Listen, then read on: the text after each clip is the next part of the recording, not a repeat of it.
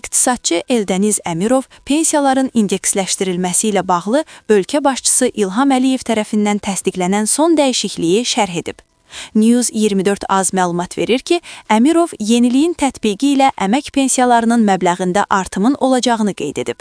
Yəni, pensiya artımlarında vahid indeksasiya metoduna keçirilir və bütün əmək pensiyası alan vətəndaşlarımızın pensiya məbləğlərinin hər il ilk ayında ötən il üzrə orta aylıq əmək haqqındakı artım faizinə uyğun artırılacaq. Başqa sözlə, ölkədə orta aylıq nominal əmək haqqı keçən ilin müvafiq dövrünə neçə faiz artıbsa, pensiyalar da buna uyğun artacaq. Bəs gələn il pensiyalar nə qədər artacaq? Sualına isə iqtisadçı belə cavab verib. 2022-ci ildə ölkə iqtisadiyyatında muzla çalışan işçilərin orta aylıq nominal əmək haqqı 830 manat, yanvar-oktyabr aylarında 827,9 manat olub. Olarsa, bu 2021-ci ilin eyni dövr ilə müqayisədə təxminən 14,5%lik artması deməkdir. Deməli, pensiyaçılar da aldıqları hər 100 manat pensiyaya görə əlavə olaraq 14 manat 50 qəpik artıq alacaqlar.